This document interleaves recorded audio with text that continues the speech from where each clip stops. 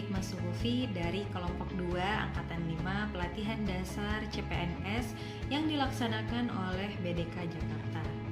Kali ini saya akan memaparkan Learning Journal Part 2 selama masa distance learning ini.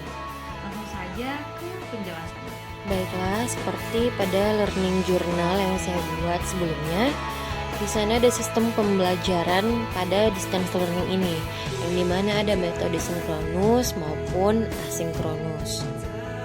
Adapun nilai yang dapat diambil dari pembelajaran metode sinkronus, yang pertama adalah kedisiplinan, di mana peserta latsar diharuskan untuk datang atau bergabung tepat waktu di virtual meeting yang telah disediakan dan mengikuti apel pagi melalui virtual meeting dengan tepat waktu. Kemudian berpikir kritis, karena pada saat pembelajaran sinkronus peserta latsar dan tutor itu bisa ada komunikasi langsung, yaitu tanya jawab ataupun bertukar pikiran sesama peserta latsar. Dan yang ketiga adalah kesiapan, di mana peserta latsar diuji kesiapannya yaitu berupa wawasan dan pengetahuan terhadap materi yang telah disajikan pada modul pada tahap sebelumnya, yaitu pada tahap evaluasi.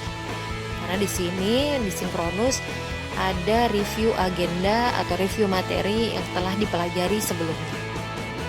Adapun nilai yang dapat diambil pada pembelajaran asinkronus, yang pertama kedisiplinan, di mana peserta latsar dipersilakan untuk mengerjakan tugas yang sudah ada deadline-nya. Jadi teman-teman bisa mengerjakan sesuai deadline-nya. Kemudian berpikir kritis, karena tugas-tugas yang diberikan ini memancing teman-teman untuk berpikir.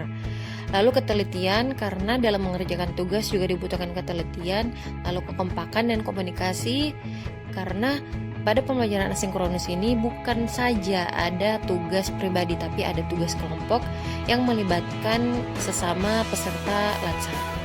Nah, setiap pembelajaran sinkronus, kelas akan dibuka dengan apel pagi. Pada saat kegiatan sinkronus, tutor seringkali memberikan review secara ringkas modul atau materi yang telah dipelajari sebelumnya. Kemudian tutor juga memberikan ice breaking atau penyemangat ya ketika di sela-sela pembelajaran, agar kami para peserta latsar itu kembali semangat mengikuti pembelajaran sinkronus. Adapun tugas-tugas pada kegiatan asinkronus yang saya dapatkan di agenda 1, yaitu membuat ringkasan modul materi, kemudian membuat video visualisasi bangsa, dan membuat analisis isu instansi maupun isu kontemporer. Adapun nilai-nilai yang dapat diambil dari tugas-tugas pada kegiatan asinkronus, pada saat membuat video visualisasi bangsa, yang dapat diambil adalah 1, kreativitas, kemudian kekompakan dan kerjasama, lalu mengetahui keberagaman, karena temanya visualisasi bangsa yaitu menghargai perbedaan, kemudian cakap bermedia digital, yaitu dengan belajar mengedit video terus menguploadnya ke media sosial dan di-share untuk dilihat oleh publik. Kemudian pada saat tugas analisis isu ada beberapa nilai juga yang bisa diambil.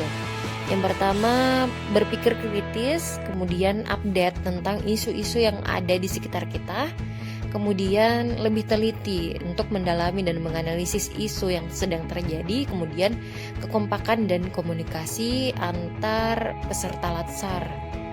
Kemudian ada beberapa catatan penting yang saya dapatkan saat mereview tugas saya, yaitu dapat dilihat pada gambar yang tertera.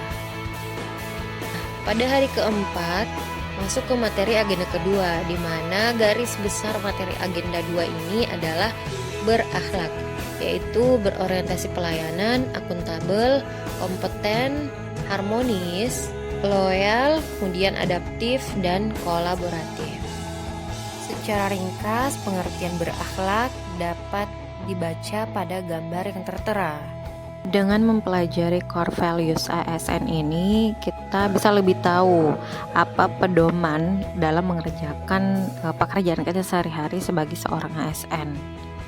Sekian yang bisa saya sampaikan. Terima kasih. Wassalamualaikum warahmatullahi wabarakatuh. Kementerian Agama bangga